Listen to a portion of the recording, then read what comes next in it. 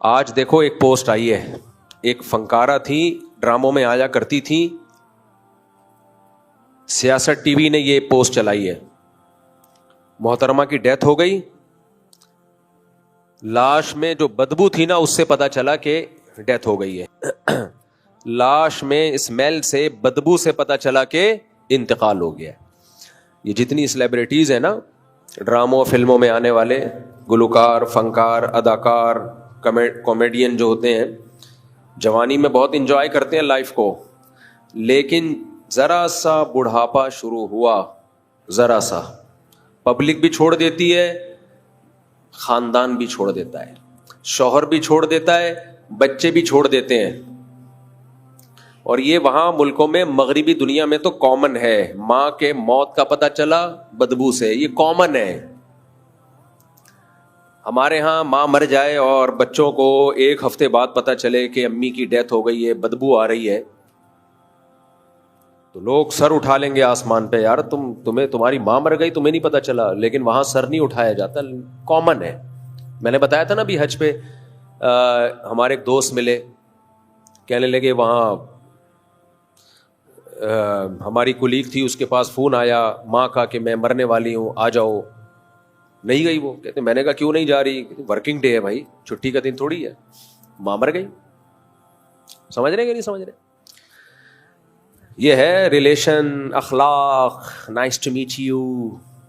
English جب ہم سیکھتے ہیں تو سب سے پہلے ہمیں یہی سکھایا جاتا ہے, نائس ٹو میٹ یو. اس نے پہلے کہنا نائس ٹو میٹ یو, آپ نے جواب میں کہنا nice to meet you too. سمجھ رہے ہو؟ نہیں یار یہ سمجھ میں چھوڑو یار. تو وہ محترمہ ڈراموں میں آیا کرتی تھی, اللہ مغفرت فرمائے بیچاری کی, بہرحال مسلمان تھی. تو آخری وقت بہت ڈپریشن میں گزرا, تنہائی میں گزرا.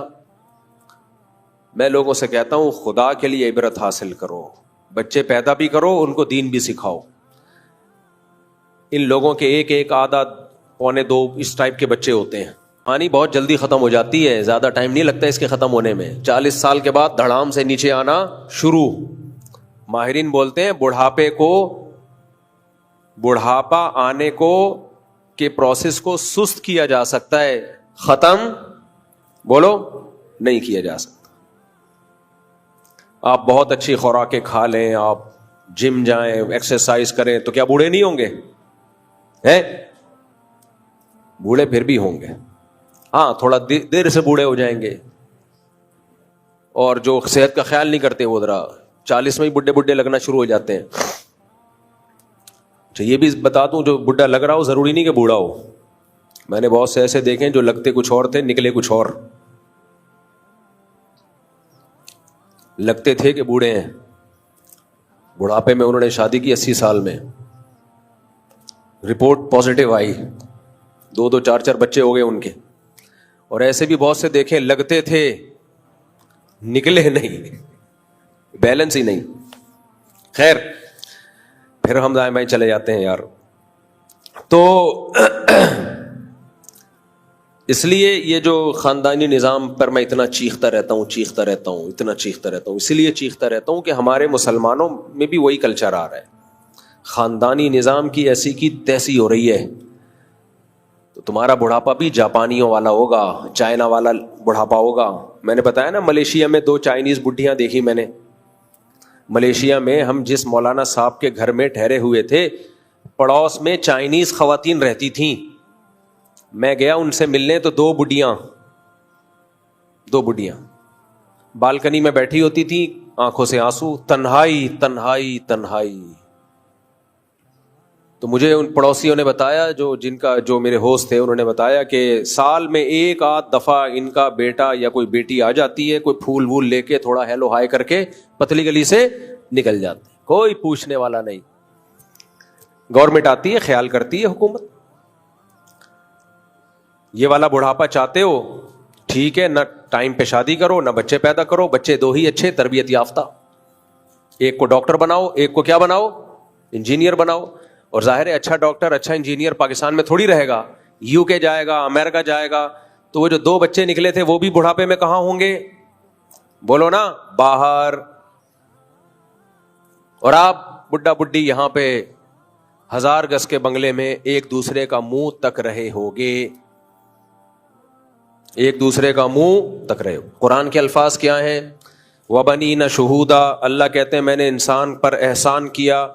وَبَنِينَ شُهُودًا, اسے بیٹے دیے حاضر رہنے والے. بیٹے دیے, بولو نا کیا ہو گیا میرے بھائی؟ حاضر رہنے والے.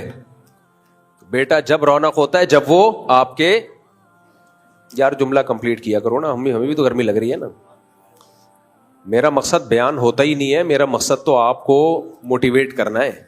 میرے جو خالصتاً علمی بیان ہے وہ میرے چینل پہ آپ اسپیچز پہ تفسیر کے لیکچر سن لیں. آپ لوگ کہتے ہیں نا مفتی صاحب آپ ایک آیت پڑھتے ہیں اور دائیں بائیں چلے جاتے ہیں, تو میرے تفسیر کے لیکچر ہیں مفتی طارق مسعود اسپیچز میں, پلے لسٹ میں آپ جائیں گے, اس میں A to Z پورا قرآن ہے. صرف ایک پارہ رہ گیا, وہ بھی انشاءاللہ بھی کمپلیٹ ہو جائے گا. 29 پارے ہو چکے ہیں. 40 منٹ کے 560 یا 61-62 تقریباً لیکچرز ریکارڈ کیے میں نے. وہ خالصتاً قرآن کی ٹو دا پوائنٹ تفسیر ہے, سمجھتے ہو؟ اس میں کسی سے یہ نہیں کہتا کہ فل ان دا بلینکس یہاں یا نہ میں جواب دیں. وہ ٹو دا پوائنٹ قرآن کی تفسیر ہے. وہ 40 منٹ میں پیش کرتا ہوں, تو جس کو قرآن پورے طور پہ سمجھنا ہے وہ لیکچر سنے. یہ جو مجلس ہوتی ہے جمعہ اور اتوار کی, یہ علمی کم اور اس میں موٹیویشن کا عنصر زیادہ. تھوڑی سی بات ہے لیکن اس پہ موٹیویٹ کرنا ہے, عمل پہ لانا ہے. تو عمل پہ لانے کے لیے پان گٹکے کی مثالیں بھی آئیں گی اور واقعات بھی آئیں گے اور تھوڑا بہت طنز و مزاح بھی ہوگا تاکہ آپ بور نہ ہو. تو یہ سب کچھ چلتا ہے. مجمع کو بٹھا کے رکھنا ہے نا. میں ایسے افلاطون بن کے یہاں بیان شروع کر دوں آپ سارے سو جاؤ, تو یہ موٹیویشن تھوڑی ہے. ابا بات سمجھا رہے ہیں اور بیٹا سو جائے خراٹے لے کے, تو اس کا مطلب فالٹ کس میں ہے؟ ابا میں. پتہ ہی نہیں چل رہا یہ نصیحت کر رہے ہیں یا لوری سنا رہے ہیں. تو یہ اسپیکر کا کام ہوتا ہے کہ وہ جب نصیحت کرے, لوگوں کو کسی عمل پہ ابھارنے کی کوشش کرے, تو اس کا اسٹائل ایسا ہونا چاہیے کہ لوگ انگیج رہیں اس کے ساتھ, تاکہ لوگوں کا جو ٹائم ہے وہ ضائع نہ ہو. اس میں میرا ٹائم اتنا ضائع نہیں ہوگا, آپ کا زیادہ ضائع ہوگا. ہاں, تو ہم یہ عرض کر رہے تھے کہ ہم نے جو ابھی مثال دے رہے تھے نا آپ کو کہ یہ جو بیچاری فنکارہ کا انتقال ہو گیا, اور تو کیا ہے یہ باہر ملکوں میں یہی تو ہو رہا ہے, خاندانی نظام کی ایسی کی تیسی. تو ایک بچہ باہر امریکہ گیا ہوا ہے, ایک کہاں گیا ہوا ہے, UK گیا ہوا ہے, بوڑھے ماں باپ اکیلے. لوگ کہتے ہیں وہاں بلا لیتے ہیں, بلا کے بھی بیچارے کیا حال ہوتا ہے یار, وہ بات تھوڑی ہوتی ہے. وہ چلے بھی جبھی جاتے ہیں جب ان کا یہاں کچھ ہوتا نہیں ہے, ورنہ بوڑھا کہاں جائے گا اپنے خاندان کو چھوڑ کر, اپنی جگہوں کو چھوڑ کر. تو اس لیے جو شریعت ہے نا اس کو فالو کرو, اسلام کو فالو کرو, اور توکل کس پہ کرو؟ بولو اللہ. کیونکہ جہاں زیادہ بچوں کی شادیوں کی بات آئے گی فوراً سوال ہوگا کھلائیں گے کہاں سے. بھائی مہنگائی کا دور ہے بھائی, صرف پیدا ہی نہیں کرنا ہوتا, پالنا بھی ہوتا ہے. تو کون کہہ رہا ہے کہ پالنا نہیں ہے؟ ایک مثال دے کے بس آگے چلتا ہوں, میں اصل بیان کی طرف آتا ہوں, یعنی اصل بیان سے ہٹتا ہوں, اصل بیان کی طرف آتا ہوں. تو دیکھو لوگ یہ کہتے ہیں کہ اتنے بچے ان کو پالیں گے کیسے, ہم ان کی تربیت نہیں ہو پائے گی.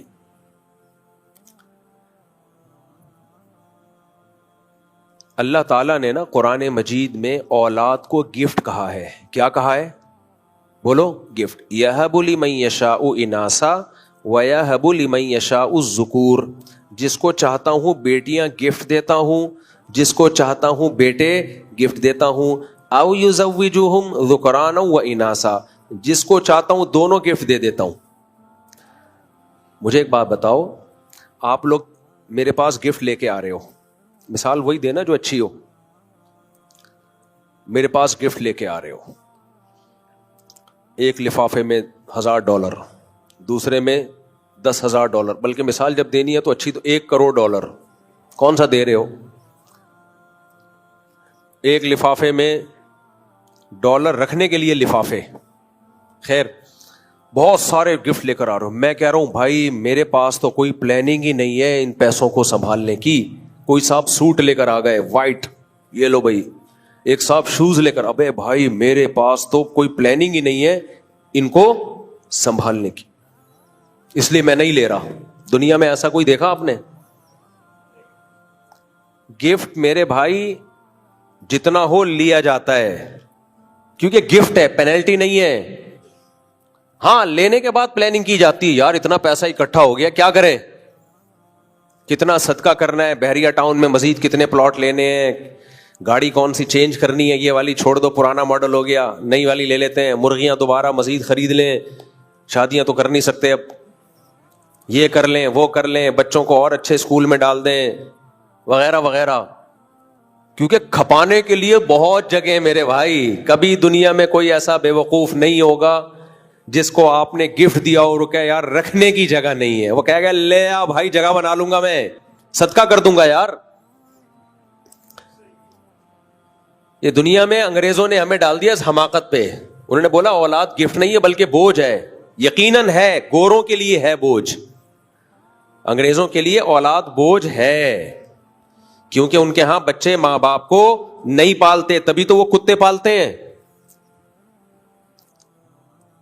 کتے پالتے ہیں وہ, ان کے ہاں بوجھ ہے. کو پتا ہے ہمارے کسی کام کی نہیں ہے. اولاد کے رائٹس ماں باپ کے رائٹس سے زیادہ ہیں. پتا ہے مرے ہوئے ہوں گے, پتہ نہیں جنازے میں بھی آئے گا کہ نہیں آئے گا, کچھ آتے بھی ہیں, ایسا نہیں ہے. تو بھائی وہ توحید پرست تھوڑی ہیں, وہ کلمہ گو تھوڑی, ہم کلمہ گو ہیں. تو گفٹ لینے میں پلاننگ نہیں کی جاتی ہے, لینے کے بعد پلاننگ کی جاتی ہے. تو اولاد جب اللہ کی طرف سے گفٹ ہے, آنے دو, پھر کیا ہے بھائی. اور یار دیکھو gift, there are 2 types of gift. ایک گفٹ ہوتا ہے میں آپ کو دوں, لوگ کہتے ہیں میرے باپ کا گفٹ ہے سنبھال کے رکھوں گا, میرے پیر و مرشد کا تحفہ ہے سنبھال کے رکھوں گا, کیا خیال ہے. تو گفٹ کی قدر جب کی جاتی ہے, دینے والا جب آپ کی نظر میں اس کی قدر ہو. گفٹ دینے والے کی اگر قدر آپ کے دل میں ہے تو آپ اس کے تحفے کی بولو قدر کرو گے, چاہے وہ سستا ہی کیوں نہ ہو. دیکھو بقرعید میں ہم گوشت کیوں کھاتے ہیں؟ بقرعید میں اللہ نے 4 دن روزے رکھنا حرام کر دیا کہ نہیں کر دیا؟ کیا خیال ہے بھائی صاحب؟ کیوں اللہ کہتے ہیں میں تمہیں گفٹ میں گوشت دے رہا ہوں, یہ جانور تم نے کاٹا کس کے لیے؟ بولو اللہ کے لیے, میرے حوالے کر دیا, میں اس کا مالک. اب میں نے تمہیں کہا کھاؤ, میری طرف سے کیا ہے دعوت. تو کیا مطلب یہ عام دنوں میں جو ہم بکرے کھاتے ہیں یہ اللہ کے علاوہ کوئی اور کھلاتا ہے ہمیں؟ ہیں آپ لوگ بولتے ہی نہیں ہو یار, مزہ ہی نہیں آ رہا. عام دنوں میں ہم جو بکرے کھاتے ہیں یہ کیا جاپان کے سائنسدانوں نے پیدا کیے ہیں؟ یہ بھی تو اللہ نے پیدا کیے ہیں. لیکن اللہ نے کہا روزہ رکھو زیادہ بہتر ہے, شام کو افطاری میں کھا لینا, دن میں کیا رکھو روزہ. لیکن بقرعید میں اللہ نے 4 دن 3 دن قربانی کے, چوتھا دن بھی روزے کو حرام کر دیا. کیوں حرام کر دیا؟ اس کو اسپیشلی اللہ اپنا گفٹ کہتا ہے کہ بقرعید کا گوشت یہ میری طرف سے تحفہ ہے, گفٹ ہے, میری طرف سے ضیافت ہے. تبھی صحیح حدیث میں آتا ہے ایام اکلن و شربن, کھانے پینے کے ایام ہے یہ. اسلام میں صرف 4 دن ہی ہے کھانے پینے کے, باقی سارے روزے کے ہیں.